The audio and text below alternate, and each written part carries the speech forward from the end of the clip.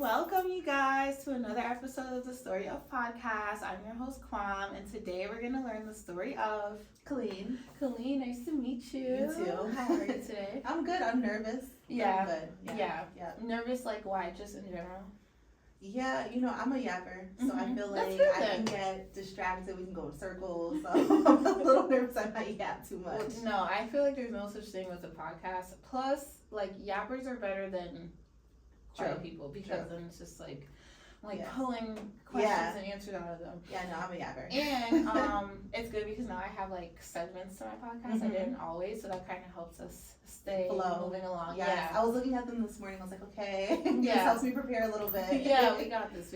Yeah. So let's just start with you like introducing yourself to the audience, or to me really, because I don't know you too much.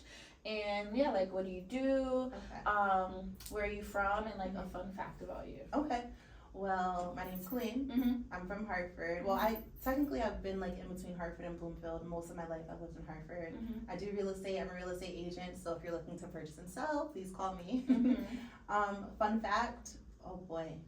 I'm left-handed. Only 10% of the population is left-handed, so that's my fun fact. Can you write with both or just the left? When I was little, my dad used to train me to write with my right hand.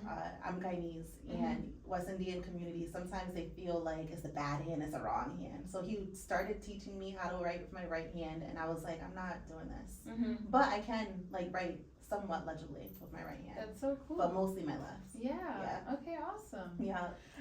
So I have so many questions. Do you really? Yeah. Okay. But I'm gonna try to stay to my own flow because I too babble sometimes. You can ask away though, it'll help. Yeah, okay. So let's kind of start with the first segment, throwback, and we're gonna go to growing up and things like that. Yeah. So you said you're Guyanese. Yes. Did you grow up in America or? I was born here. Okay. Yeah, so I was born here. Both of my parents are from Guyana. My mom came when she was 21, and then my dad got here literally 2 months before I was born. So he came August of '94. Yeah. He was 30, and so first generation American. Yeah. Yeah. Was there a lot of pressure on you? Oh my God. I'm also the oldest, so there's that too. So first girl, first person born and educated here. My parents, they're big on education, big, especially my mom. So to be the perfect student, perfect daughter, there was a lot of pressure on me. Yeah. But I feel like it helped me a lot. Like, I'm the type of person who I need a little bit of pressure to keep going. So to make the diamond. Oh, 100%. I need that pressure. Yeah. How many siblings do you have? I have 2 sisters and a brother. Okay, nice. So yeah, you're like kind of the second mom. I don't know. We're all close in age. Okay, so that's cool. So not really. We're each 2 years apart. Okay.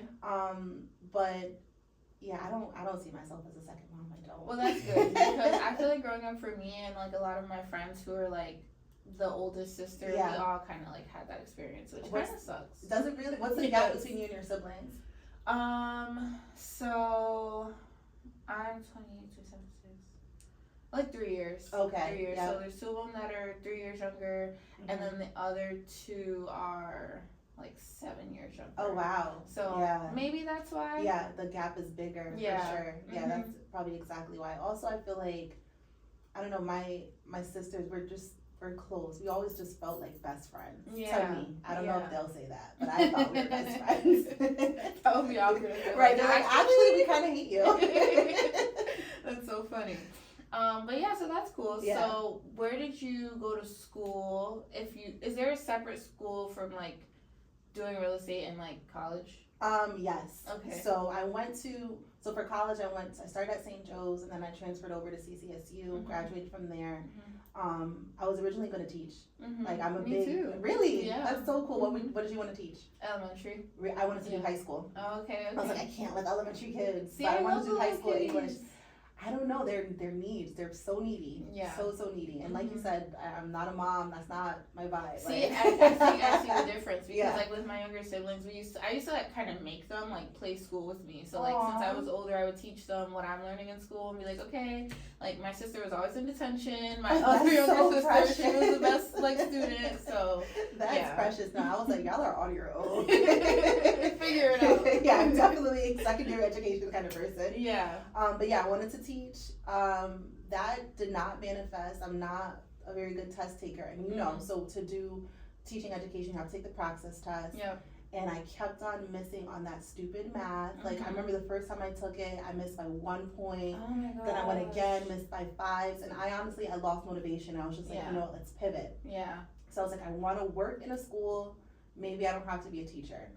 And then years later, around 2020, 21, I started thinking about real estate. And then for real estate, it's a completely different school. You don't, it's not college. It was like a 10-week course that I took with the Greater Hartford Association of Realtors. Wow. And yeah, here we are. And how was like that course? It was so similar. Like, my experience with the test taking piece is so similar to what it was like when I was going to college. The only difference is my motivation level and my focus has changed. Yeah. So again, I suck at taking tests. I suck. I don't know what it is. Like, I just get anxiety. So the first time I took my real estate test, did not pass. And I was like, oh, I'm never going to be a realtor. Then I took it again. Still didn't pass. And I just was like, all right, you know what? Let's give it up. I took a break, a really long break. My broker now, he kept on calling me. He's like, what's up? Like, are you going to take your test? Like, what's going on? And then I'm like, no, you know, I'm just like taking it easy. Like, I'm just focusing. I have a new job. I'm focusing on that instead. He was like, you need to take your test. Like, stop giving up on yourself. Yeah. Which really helps me. So I took it again the third time and I passed. And I was so happy. Third time was the charm. Yeah. I was so happy. I couldn't believe it. And I was proud for actually pushing through and doing it, because I knew once I passed that test, I could do this. It's just getting over that one piece of anxiety for me. Yeah, there's that pressure again. Like, again, like, I need somebody in my corner like Colleen, like, you got this, you can do it. Yeah. And then that definitely helps, because if it wasn't for that, I don't know if I would have continued and pursued it. I think I would have given up. Yeah. Honestly. Yeah. Sometimes though, I do feel like I'm a big advocate for like sometimes taking a break from doing something and like trying something new, because like for me, so I went to traditional like college university. I went to a university first, and then I came home, went to a community. I loved my university, but it was like super expensive. I didn't get any like financial aid, but I don't know why I still chose to go, whatever. Anyway, I went to the community here, and I'm like, oh my god, this sucks. Like, I feel like such a loser. No offense to people who go to community, because I don't think that way anymore. I was like super young and just like, you know. I feel like we think like that when we're young. We're like, oh, I want to go to university instead. You know? Yeah, and I went to be out of state. Exactly. And all that stuff. I was at HBCU, so I'm like, oh, like going from that to this. I went to Howard, right? I saw that. I was like, that's so cool. I'm like, why am I back here? I actually got accepted to Howard. That was my top choice. And then my mom was like, I don't want you to go. Please. Why? Because it was like, I'll buy you a car, please. And I was like, okay. Never got the car. Yeah. Never got the car. It's so funny.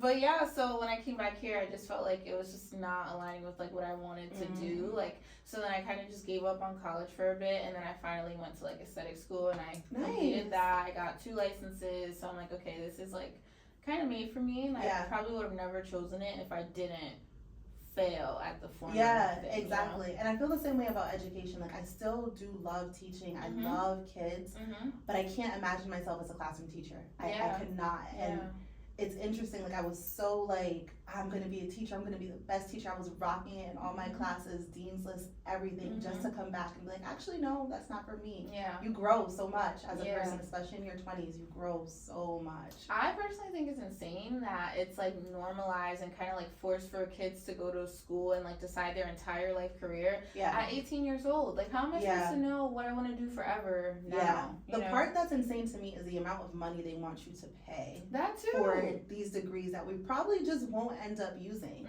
That to me is nuts. I feel like there are students who they just know they have a path. Like when they're young, they're like, this is what I'm gonna do. I'm gonna do it, and they make it. I think college works really well. But if you're more, well, for myself, like, I'm definitely, I wouldn't say like free, but I'm more on the creative end. I kind of pivot a lot. So I feel like for me, I needed to have that exploration, that journey before I decided what I wanted to do. Same. And I wish that I like knew that beforehand, because I always kind of felt like, you know, you have to go to college right after school. You have to like kind of know what I've always wanted to be a teacher, so I knew what I wanted, but I never really. My family would have been open to me being more like, you know, taking a break, deciding, but I just didn't think that was like... It was an option. No. And I also feel like, how old are you? 28. Oh, so we're not that far apart in age. So like when we were going to school, I feel like it was so traditional back then. Like, they were drilling it in our heads. Like, you have to go to college. You have to do this. Like, you felt like if you didn't go to college, if you didn't go to university, you just weren't going to be anything. Seriously. Like, that's how I felt. Like, all right, well, this is the path. You know? Like, even when I started, like, my entrepreneurship journey, Yeah. I didn't know, I don't have anyone in my family, my immediate family at least, that, like, did that. So everyone was honestly low-key doubting me. Of course, they were just like, are you going to get a real job too? Like, are you, and now, sometimes low-key they ask that, but it's like, I've had this thing for like 5 years now. Look Like, at this you. is the real job. Yes. Like, and like, even with my podcast, like, it's gonna grow and it's gonna be lucrative one day. Yes. But like, I too am really creative, so like, I like to just figure things out. Yeah, I could see it. I'm like, she's definitely like a creative vibe. I definitely see that in you. That's good. But you're right, in entrepreneurship, especially if you come from that background where people want you to do things the traditional way, it's looked down on. Especially with real estate. When I first started, people were like, everybody has their realtor license. Like, why would you do that? Blah, blah, blah. Like, what if the market goes down? Like, okay, that's what happens. It happens. But why not take the risk? Why not try? Right? And it's flourishing into something so beautiful. And I'm happy that I took the jump. I really am. Yeah. Okay, so I wanted to kind of save this question for like later, but I was just thinking about it all day. What do you feel about those like shows like on Netflix? Like, are they real? Like, is that really how things go? It's so funny because when I started like my real estate class, that was the same year that Selling Sunset came out, and I was watching it to get, you know, like a little bit of and I still watch those shows. I love all of them. It's not my life. I don't know about other realtors, but like, to me, there's no drama. But then again, I feel like I don't invite that in my life. Like, I'm very focused on myself, focused on my clients. I'm in my own lane. So I cannot imagine a circumstance where I'm like getting mad at another realtor for something completely ridiculous. For me, it's not reality. I don't know what it's like for other realtors out there.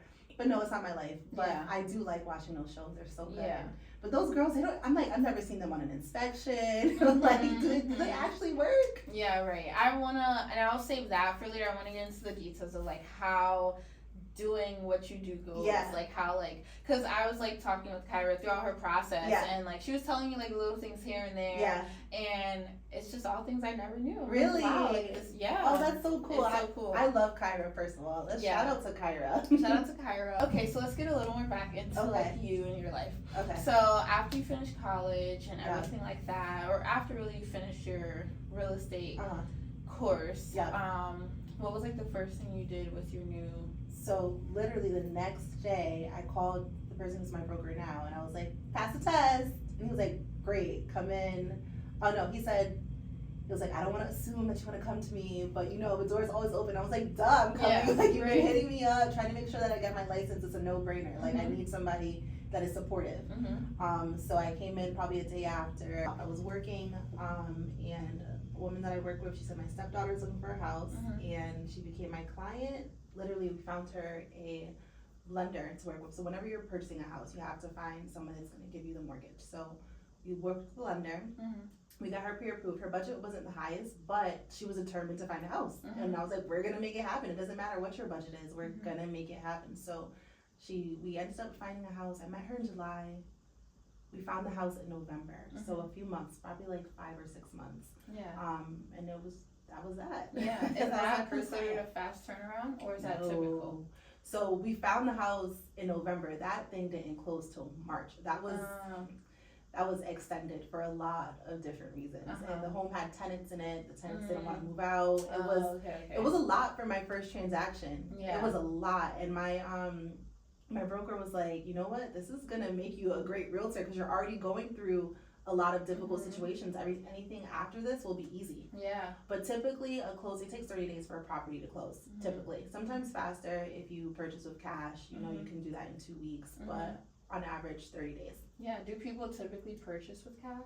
You know, I've had one person who was a cash buyer. We didn't end up going under contract, but yeah, it happens, especially when you're looking for an investment property. Investors, they know if you come in with cash, you know, cash is king. Everybody wants a cash offer because it helps it happen faster. There's no mortgage, there's no financing. So are investors more common from your experience than like regular home buyers, or are those the same people? Well, I personally get a mix of both. In our company, we do work with more investors because a lot of our clients are looking to flip, to purchase multiple properties. Hartford is also one of the areas where people want to invest in. You have a ton of multifamilies in Hartford that people just want to, get and have it produce income off of that. I also do work with a lot of first-time home buyers. Most of my personal clients are first-time home buyers. Yeah. And do you feel like that's more of a challenge than like someone who's not a first-time? No, it's different for everyone. I love first-time home buyers because, like, I don't know, it's just they're fresh, they're new, they're excited, and it gives me an opportunity to kind of teach along the way. Coming from that education background, I can guide them through the process, right? So I love working with first-time home buyers. Investors, it's they've done it before, but they do have their own set of challenges that come up with different properties. Everybody's completely different, and the circumstances are different. So you might bump into a challenge that you've never seen before. It's all different stuff. If you can explain, what's been your most challenging experience, or just one specific thing that's happened with trying to get someone into their home? Into a property? My most challenging experience. I'm trying to think. My first year in real estate was challenging. The very first year. I sold 3 properties that year. That sounds like a good amount, no, for the first year? It is good for your first year. On average, most realtors, they sell their first home within 8 months. So for 3 properties, it's good. That's great, yeah, it's really good. That first property, that was a lot. That was a lot. And for the first time, I was just like, oh my God. Whew. So I'll explain the entire story. So we found a property. Again, her budget was not really good, but we just had to hunt. We had to work a little harder, which I didn't mind. I love that, because I wanted her to see that she can still own a home, and it doesn't have to be something that she's going to stay in forever. Sure. Over time, she can sell it, gain some money from it. If she chooses to rent it out, it's just a start, right? So it was exciting. It was really exciting to work with her. We found a house. The home had tenants in it, and the tenants were very aggressive. Now, the communication between the listing agent and the tenants, I don't know what it was, but it just wasn't all there 100%. So we show up to the inspection after we get under contract, and the tenants were not trying to let us in initially. Then they were like, okay, you guys can go in, but don't take pictures of our bedrooms. No problem, we won't take any pictures of the bedroom. Me and my client were just talking, kikiing. I don't remember what we were talking about. The tenant was like, are you talking to us? Real aggressive. She tried to fight my client. It was a mess. It was not typical. It was not okay. Then we couldn't finish the inspection. And I was like, what is happening? I'm so confused. It was a lot. So that happened. I called the agent. I was like, the tenants, they're really upset. I don't know what went on. The owner for the home came by. We're all trying to mediate. Then we reschedule the inspection and say, you guys can schedule the inspection. We just don't want her there, meaning my client. Oh my God. Which is fine. You know what? She was going to get the report anyway. So it went through. We had the inspection. Everything's going great. Things are settled. But the problem was that the tenants, they were not moving out the house. We kept on saying, all right, we're supposed to close in January or December. Here's our closing date. All right, you guys got to be out. The landlord knows. All right, cool, everybody knows. And then, we need more time. And that kept on happening. And then finally we got to the finish line, and it was great. It was a happy story, but it was stressful. It was so stressful in between. And I don't think I doubted whether or not I could do it, but it just, I don't know, it was not typical. I was so used to hearing stories of other agents say I got my first closing and it was this and I sold 1 million in 7 weeks, and I'm like, that's not happening to me. That's just not what it is. But I'm thankful for it because it really did, it was like baptism by fire. It helped me be a stronger agent. I know what to do when situations come up, and there's really not much that can faze me in real estate at this point. I've been through the ringer. My first year, it was a challenge, but it helped me. It helped me become a strong agent for sure. What year are you in now? I'm finishing, I'm going into my 3rd year. So April will be 3 full years. So it's been about 2.5. Yeah. Can you recall your best experience selling a property? Yeah. Okay. So I I have a couple experiences that just made me feel like really I love what I do. Yeah. So the last property I sold in my first year, me and my client, we really connected. Mm-hmm. She was a good person. Mm-hmm. We kind of had similar personalities, and she was somebody who just really wanted to get to her goal. Mm-hmm. And I feel like at the time she had some anxiety, Mm-hmm. and she wasn't sure if she could make it. And I love like supporting people. I love being the cheerleader. And that's kind of what it was. You know, we were like, we're gonna make this happen. Mm-hmm. And we made it happen. And we both were like, oh my goodness, like when it closed, we were so happy. And that was really rewarding. Kyra, we closed on a property last month, which honestly it feels like it was like 5 months ago. I know, right? But yeah, last month, that was rewarding too, because she said to me right after the closing table, she started crying. She's Mm-hmm. like, you helped me reach my 10-year goal. Yeah. Like those are the moments I'm just like, yeah, I'm on the right path. This is what I should do. I love that. Yeah, it makes me feel really good. That's really rewarding. I also helped my mom purchase a property last year too. That was really fun. Yeah. And I was like, Mom, you have it so good. Like she didn't have to really lift a finger. I was handling all her paperwork, doing everything. Yeah. And it's nice helping families. Yeah. My Yeah. sister, I helped her last year, March. She rented a studio. She has her own personal fitness company called Sulux Wellness. If you're looking to get trained, people go to my sister. Yeah. That was another thing that was rewarding because she was diving into entrepreneurship. You know, she was working for Indeed for a while, but she still had her business with the gym. She really wanted to be a trainer, and she's like, you know what, I'm gonna dive in. I need a space, and everything just happened so quickly for her, and she's just moving forward. It's beautiful. That's awesome. Yeah, those are the stories that I love the most. Yeah. Do you have your own like property that you like either rent out or that you bought? Yeah, so I'm in the process of looking for my own investment property. I want to get a multi-family home. Nice. Which the multifamily market is daunting, and it's a little dry right now, and I'm kind of picky, but yeah, I'm in the process of becoming an investor right now as well. Yeah. What do you feel about like big properties? Like I don't know how to like explain it without like putting where I live out there, but I'll just block it out. But okay, so I live at Have you seen or heard That's of this? It's like a luxury apartment building, right? Is that downtown? Yes. Okay. Do you do like work with buildings like that? that? Development buildings? Yeah. I don't. So, you know, that's a market that is, especially in Connecticut, there's a bunch of luxury apartments that are developing right now. And I do think if you're an agent, especially an agent starting out, it'd be good to, you know, get into those properties, help people rent out. But no, I don't work with any developers right now. I would love to.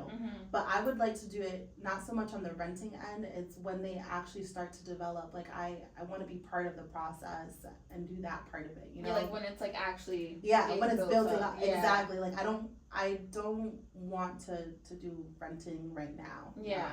Yeah. Okay. I get that. Yeah. There's nothing wrong with it. I started out doing a lot of rentals, like a lot. And my boss was like, how do you get so many people into rentals? And I was like, I don't know, I'm just trying my best. Yeah.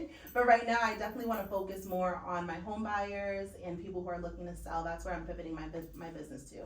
And investors. I do really, really want to work with investors as well. Yeah. And like when people are looking to sell, like what are some of the reasons that people would like sell? There's a bunch of different reasons. So I sold a property last year, and those clients, they were looking to downsize. Okay. So they wanted to move into a condo. They had their home for almost 30 years. I think they purchased it in 96. So they had it for a long time. They're just like, you know what, we're gonna retire soon. We want to downsize. Some people sell because it's a starter home and they just want to move into something else. They want their bigger home. Their family is growing. That was just the home that they wanted to start with. So there's tons of different reasons. I do like working with sellers. It's completely different than buyers because they have a little bit more experience. But it does come with its own challenges as well too. There's so many different things. Sometimes people are attached to the property even if they might not be living in it, or it's an emotional attachment that they have to let it go. So navigating that can be, you know, you have to be delicate. You definitely have to be delicate. The people that you're helping to sell homes, are you also helping them then find a new one? Yeah, so a lot of my clients, I've only had one client who just sold and she already lived in a house, so she wasn't looking for a new property, but a lot of my clients who are selling, I'm also doing both. Like I'm helping them sell their home and then find another property, which is fun. Yeah. That's so much fun. Yeah. So you kind of literally get to watch them transition. Yeah, that's so nice. Yeah, especially when they're, you know, moving into something that's just like a little bit better than where they're coming from. That's very nice. Yeah. Okay, so I have a personal question. Okay. So I've always been very like anti buying a home because I'm really like, for myself, not for others. Okay. I think it's great when people do it. Yeah. But for me, I just feel like I don't want to stay in one place for so long. Okay. But you kind of answered that already, where you said the thing like, okay, you can start here and like move or leave or sell it to someone. Or so would someone ever buy a home and live in it for a few and then like sell it to someone who's gonna, I guess you wouldn't be selling it, but like rent it out after? Yeah, I was just, when you were talking, I was like, you should be an investor, because if you don't plan on really like laying down roots anywhere, but you still want to have the asset like of having a property and get the income, just be an investor. So you can start, I always say anybody who's purchasing a home, it's really good to start with a multifamily home. So start with your multi, live in a floor for 6 months or a year, depending on what your loan type is. Gain some money from that.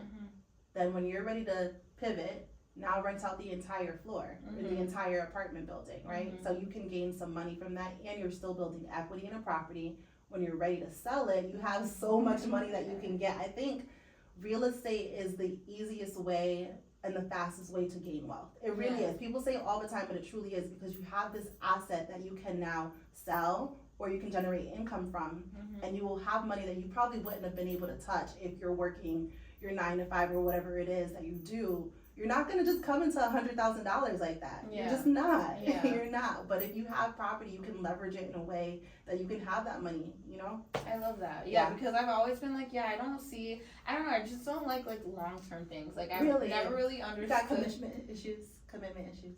Maybe. But like, I don't know, like growing up, I always asked my aunt, like, how are you and because like my aunt's someone who like raised me, I'm like, how are you guys like married for like all these years? Like, it's the same person every single day. You have to see them and talk to them every day and like live in one house your whole life, work one job your whole, like, I just can't. That's so funny that you say that. You know, do I feel the same way? Not necessarily. In some things. Like in relationships, I'm definitely like, I am committed. Like, you're not leaving. You can't go anywhere. But I do feel a sense of like, I don't want to do the same thing every day for the rest of my life. Yeah. Right? Like with a job, like, heck no. Like now though, with having my business, shout out to Fresh Face. Now having Fresh Face, I could probably do this forever. Because I love it. And I'm always like doing new things with it. It's not like I'm just, okay, I'm here 9 to 5 every day. You know, and lunch is at 12 every day. Yeah, I think that's the part about, like, when you're an entrepreneur, you do have to be creative. You are, when you have to like mix it up in order for it to thrive. And when you have your own business, you can do whatever. Like, there's nobody telling you like, all right, now's when you eat, right?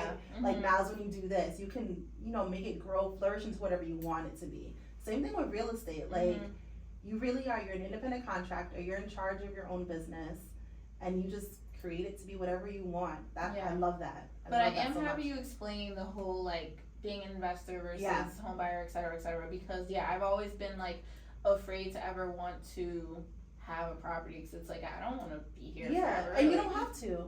You definitely don't have to. Allow the property to build equity, gain some money, and just leverage that. When you sell, use that money to buy another property if you want, or use it to invest in something else. It's just, real estate really allows you to come into money that you probably couldn't have otherwise. I couldn't imagine another thing that would allow me to. I know some people do stocks. I'm not really into that. I think real estate is the fastest and the most secure way to do it. Well, I'm excited now to one day. I'm excited for you, and honestly, you came to the right person, because like I said, my team, we work with investors. Most of our clients, they're repeat clients because they're repeat investors. So that's something you want to branch into. We can have a buyer's consultation. What's a good starting point for someone who wants to like be an investor or a home buyer? What's a good budget to start with? A good budget. It all depends on what you get pre-approved for. So I would say if you want to start with a multifamily, right now in Harford County, 2 to 3 families, they're anyway from the like 340 range to the 400 range. So that's your purchase price. And if you're thinking mortgage, that's a little bit over $3,000.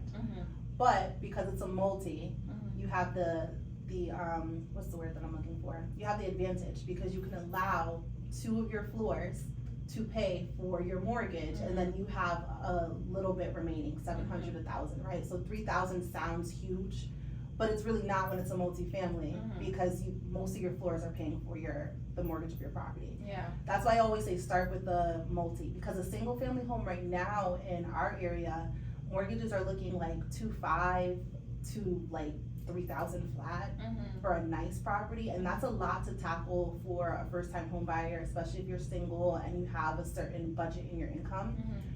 Always start with the multi. You want help with that rent. You definitely want help. So that's the price that I would say to keep in mind if you're looking to purchase, because that's just where the market is right now. Yeah. Which sounds crazy. My mom's like 300,000. In my brain, I'm like that's nothing because it's reflective of what's happening right now in the market. Yeah. That's where properties are at right now. Yeah, and honestly, all the houses that I ever look at on Zillow are always over $1 million. Okay. I was starting to think like, okay, I feel like 1,000 is the new 100, and like $1 million is the new 1,000 because the properties appreciated so much, and that's the other beauty about real estate. So like you can have bought a property. Let's say you bought it in, I won't even say 96. Let's say you bought a property in 2013 for like 150,000. That property today is more than likely going to be a $300,000 property or more. Yeah. Just because of how much properties have appreciated over time. Yeah. And that just speaks to investing, having property. Like you can buy something for one value, by the time you sell it, it's triple. Yeah. It's triple. I was talking about my first client. So she bought that property in 2022. Yeah, 2022. And that property, now I have not seen a property that price range since I've been in real estate, which has not been a long time. Yeah. I'm pushing 3 years. Yeah. But you can't find that anymore. Her property has already appreciated within 2 years. That's crazy. It's crazy, right? So now if she does decide to sell, she can have this huge amount of money that she probably would not have had access to at all if she didn't purchase a property. That's why home ownership is so important. It's so important. It helps you generate wealth so quickly. And I'm like truly so happy we're having this conversation. Because you're saying a lot of things that we always hear, like real estate's the fastest and best way to like make money, and like home ownership is really important. I've always heard it, but it's just like, okay, but why? Right. Like why. You need to get broken down for you. Yeah. Because people do just throw it out there, but it's like, let's explain it. And it's also always like older people who like I take their opinion, whatever, but it's also just like, but I'm a creative mindset, so it's like I can hear someone older telling me something, but it's like, are you thinking in your one track mind way, not seeing it from my point of view, but you're like making it make sense. That's funny that you say that, because sometimes I feel like older people, they buy the home and then they just stay there. And that's why I never wanted to do it. And and it's okay, like yes, you get a home to live in, but you can get so creative with real estate. You can have a home here that you live in, you can have a home over there that you Airbnb, you can do so many things. Like I think for our community, being African American Black people, sometimes we limit ourselves just because we don't know, we don't have the education on how to like really, make it big, right? Or sometimes we might be afraid to take a risk. But I feel like you should take those risks because they just end up positive. You have good results in the end. Not always, but most times. Yeah, and honestly, taking the risk, like I personally believe, like you can really do anything you put your mind to, and if you take one loss, like there's 5 more wins that be had. Absolutely, and then you learn. So like whatever you perceive as a loss, you still learn in the process, and you went somewhere that you would not have gone if you didn't take the risk. Absolutely. My mom, so I was telling you, I grew up between Hartford and Bloomfield. So my mom owns a multifamily home in Hartford. In 2004, she was like, you know what, I want to, have a bigger house. I want to move my family. We're going to move to Bloomfield. So she purchased a home in Bloomfield, kept her multifamily. We were having the time of our life as kids. We're like, this is so cool. It's such a cool house. Yeah. In 2008, the economy changed. And she's like, all right, well, what do I do, right? It was tough financially for her and my dad at that point in time, but they had property. So what do? What's the smartest thing to do when you have property? You already have this home here in Hartford. I'm gonna leverage my asset.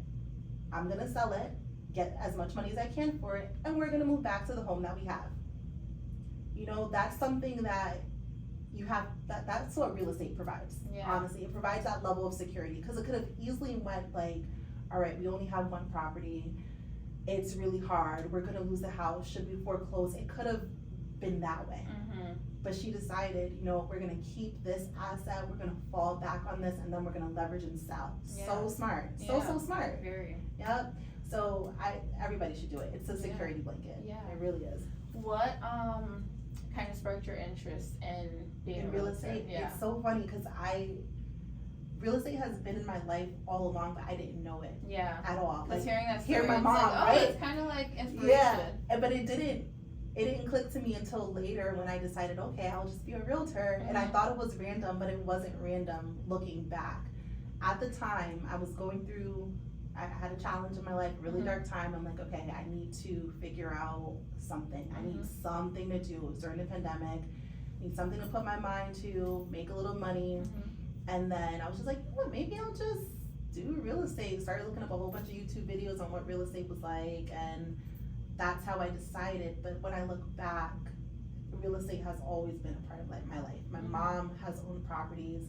When she was renting out her multifamily in Hartford, she would have me like give tours to people coming in. Yeah, and I was like 12. Yeah. I had no clue. She'd be like, yeah, tell them the rent is this. She would be at work, like, this is what you gotta do. Yeah. So I've always been in the real estate world, I just didn't know it at the time. Yeah.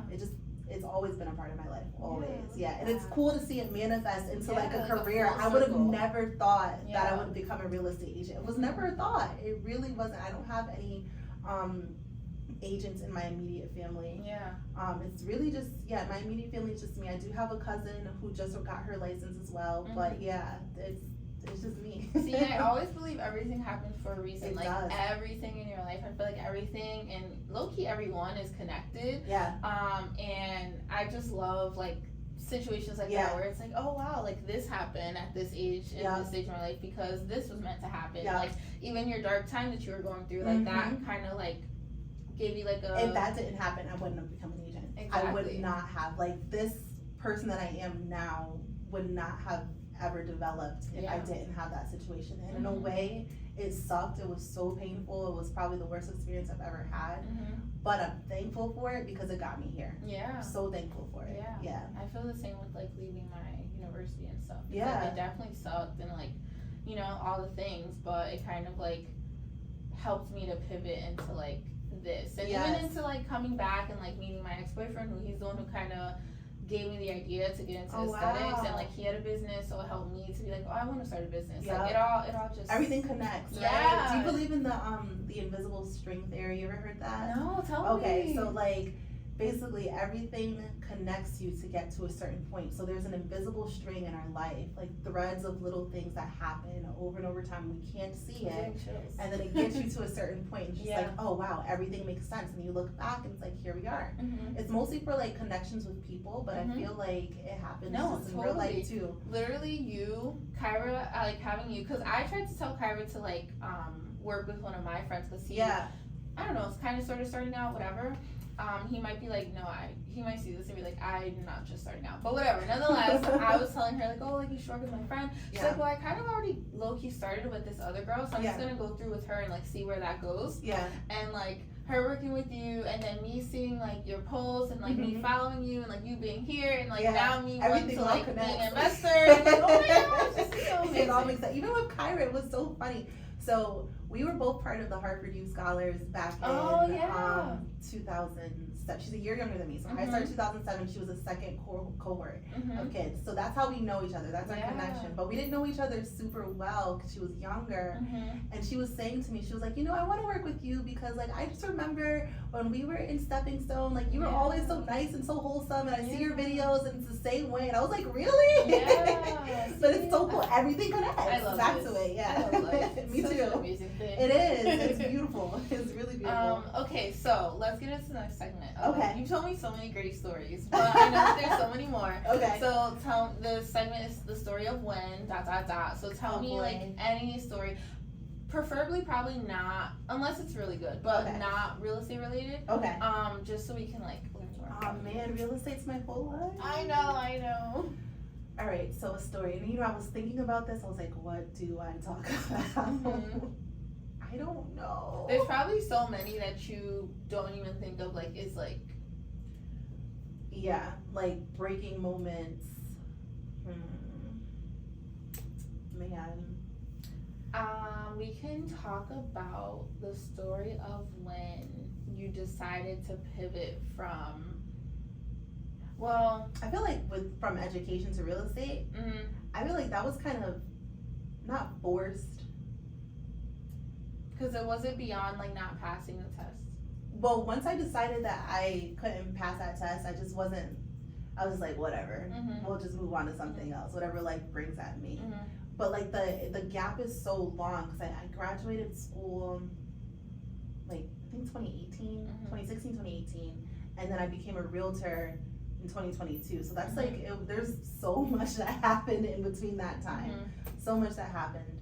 I'm trying to think of a good story. You know, I'll paraphrase a story. Okay, because it is, you know, I don't like to talk about it too much because I don't like it to define me, but it sheds light to like where I am now. So, and I'll just preface before you start, like I believe like things that we don't want to define us kind of like facing them head on and like talking about it and not, you know, not letting it hold us back is helping us have it not define us. I agree. I just get so worried with myself. I'm like, I don't want to sound like a victim, because I don't believe that we're victims of our circumstances at all. But you're right. Like there are things that happen that just not necessarily define us, but it helps us grow. It propels us into another realm. Absolutely. Yeah. So about 5 years ago, this month actually, I had just got out of a really awful relationship, really, really bad relationship. And yeah, like it was somebody that I cared about a lot. I thought we were close, but during the course of the relationship, he just was not the best to me. He wasn't honest about who he was. So it sucked. It was painful. It was really painful. It was dark time. I was drinking a lot, which before that, like I couldn't even like drink Henny without being like, ugh. Yeah, but then I was like shooting whiskey every night. Like it was bad. Like I was drinking so much. I was disconnected from my close friends and families. Like I did still have their support, but you know, I just wasn't who I was. I was withdrawn, isolated, and I was insecure. I was it shot my confidence so much. Like I look back at those pictures, I'm like, who is that girl? Poor girl. Like just sad, just was not the woman that I know that I am. So yeah, 5 years ago, I got out of that situation. I'm so thankful. And then from there, I kind of had to like, I don't want to say rediscover, but it was just dark. Yeah, like it was dark. I was really depressed. The pandemic had just hit. It just hit. I remember I got divorced in February 24th. The next week, it was like March 1st or March 3rd. Everything shut down. Everything. And I just felt like, is the world literally ending? Like I was like, what's happening? Like the track that I had for my life was not where I wanted it to go. I was 24, 25, and I felt like I had everything, you know, like I was married, I had the life that I wanted, and then as quickly as I got it, it was stripped from me quickly. And it taught me a lot. It taught me, one, that you can't, nothing's set in stone, right? Life happens, and it happens to anyone. It can be an accident, it can be a divorce, things happen, right? So you cannot put all your eggs into one basket or one ideal. At that point in my in life, I really felt like my life was just gonna be this perfect fairy tale. I believed it wholeheartedly, and I had it. And then it was gone, and I had to pivot. So you can't just get stuck in one frame of mind. You have to be open. So I'm thankful that it taught me to be open, because again, if I wasn't open, I would not have been in real estate at all, because that thought would not have entered my mind at all. I was just gonna be a cute little housewife. But so it taught me to pivot, to be open. But then I just learned to enjoy my own company and to be by myself, because again, we had the pandemic, and a lot of my social groups at the time, they kind of just withdrew into their own bubbles, and I did feel like an outsider. You know, my friends, they did not know how to handle that. Yeah. You know, they try their best to be supportive, and I'm so thankful. But it is weird. Like, it's odd when you have one friend who is in a completely different phase of their life, and then they're doing their own thing. You can't always relate, and it's hard to be supportive. And I also feel it for myself. At that time, I just did not want to be around people. Like, I didn't. I wanted to be by myself. I wanted to cry. I wanted to wallow in my depression a little bit, and then I wanted to figure it out. So I learned to be by myself, and after I was done throwing my pity party, then I learned to be strong by myself. I realized that I don't really need, sorry, my phone's vibrating. That's okay. I don't really need like friends to help me feel full, right? I can be by myself. And I think in your video of Kyra, you guys were talking about like how you can go to the movies by yourself and go to the date. I do that all the time. I love my own company. I love my own company. Yeah. So it taught me to be independent.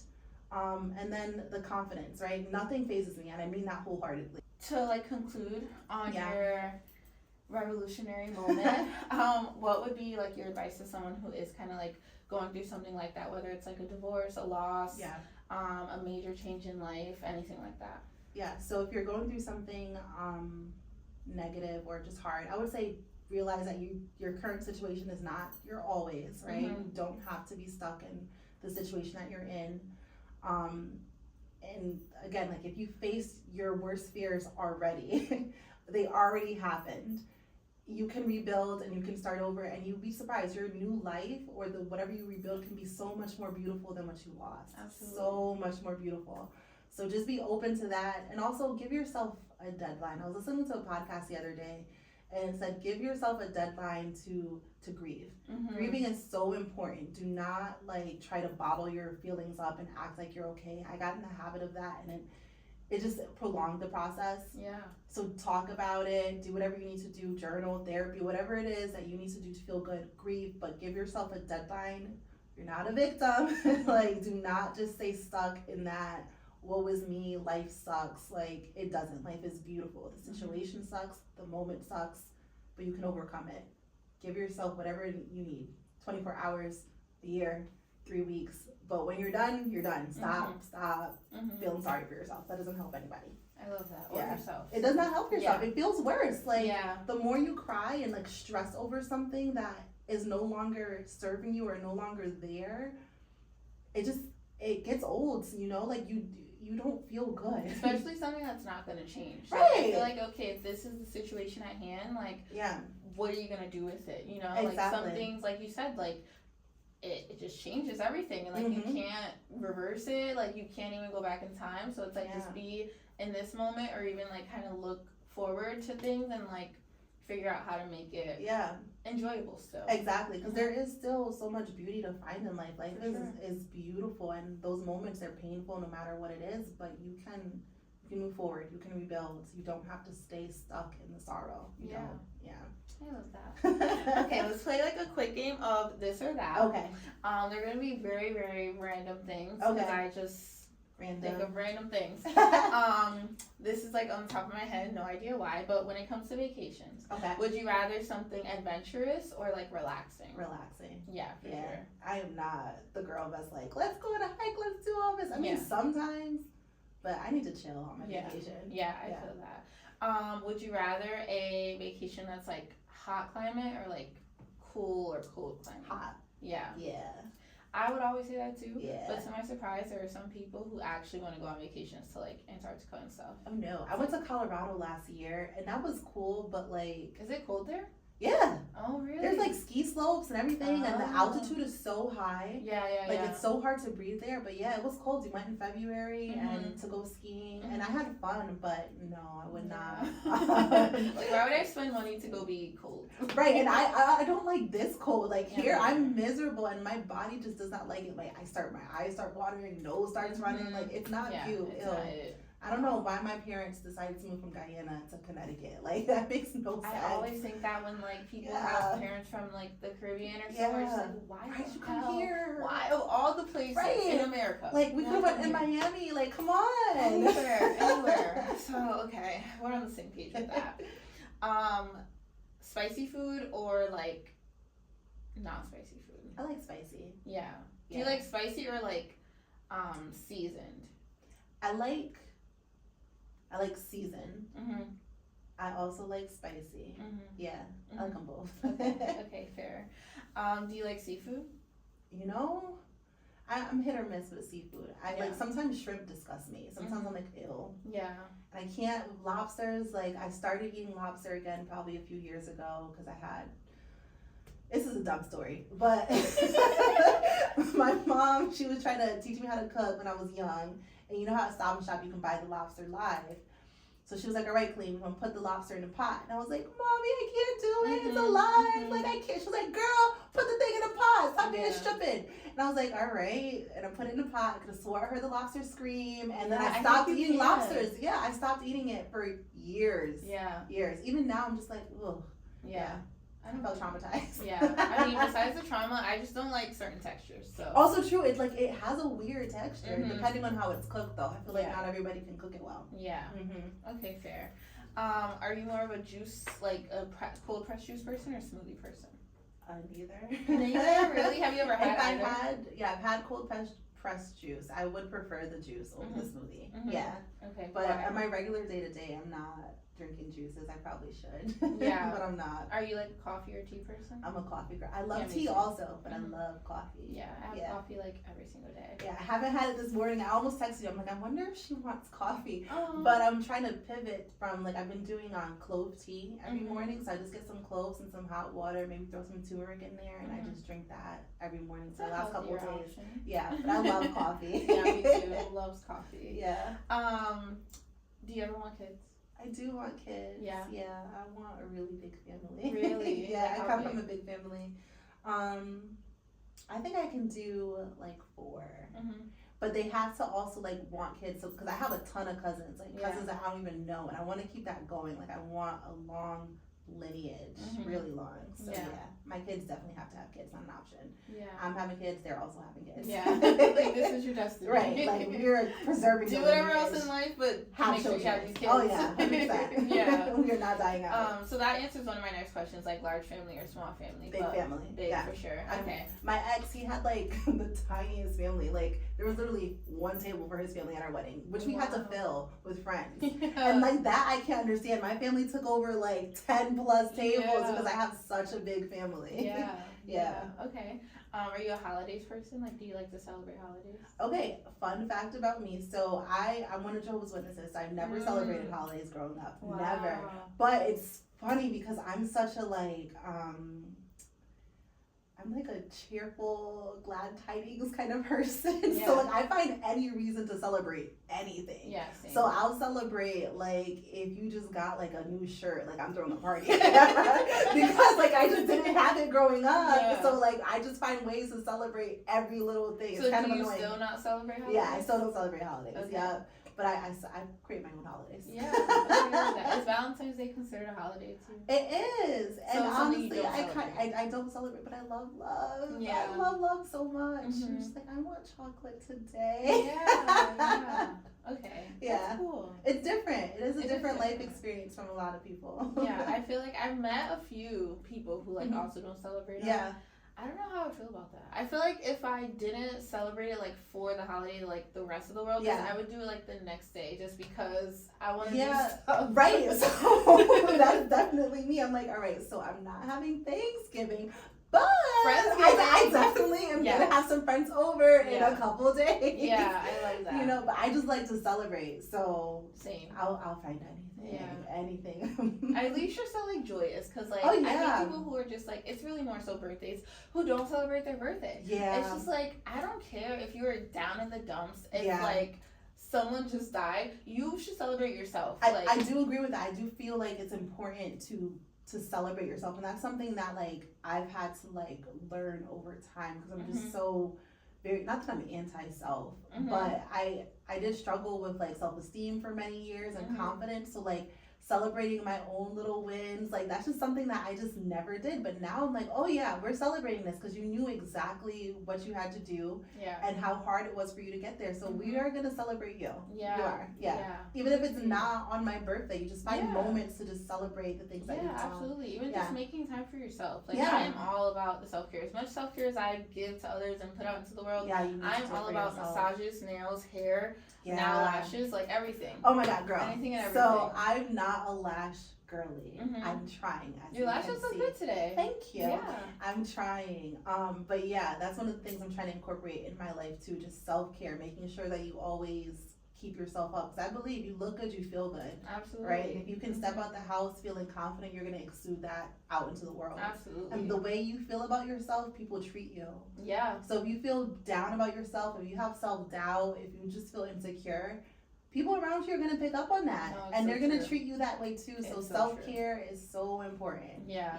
I totally 100% believe in that. Yeah, me too. Okay, last segment. Okay. The mantra. I feel like we've said so many. There's so many. Ones. Yeah. I know. If there's one that you haven't said yet that you can think of right now, what's one mantra that you believe in? Well, I big on gratitude. So I feel, gratitude turns what you have into enough. So when you're grateful for the things that you do have, you just feel that contentment. Absolutely. And also the way that gratitude works is if you're grateful for what you have, life is going to give you more, right? So if you just put out that thankful energy, you're always going to keep receiving because you have gratitude. You're happy for what you have. You're going to look for opportunities to create more abundance in your life. Yeah, I love that. Gratitude creates what you have into enough. I love that so much. I love it. Okay, so to finalize everything, let the people know where they should follow you on social media, if you have a website, if they want to invest or learn about it or anything, let them know. All right, so my Instagram page is called Closing with Colleen. My name is spelled Colleen. So you can find me on Instagram. I do a lot of videos, Tip Tuesday, Move Monday. I love the Tip Tuesday. Thank you so much. I'm actually going to go film one today. Yay! Thank you. So yeah, if you're looking to purchase, sell, rent, I'm your girl. Find me on Instagram. Also in my bio, you can schedule a free consultation. Just click the link. It's going to send you to Calendly. Schedule a consultation. It'll be about 30 minutes to an hour, and we'll talk about your real estate goals. I love that. And as for us, I should have said this earlier, but make sure that you subscribe to this channel, please and thank you. Like this video. If you have any questions that you want to ask her, drop them in the comments.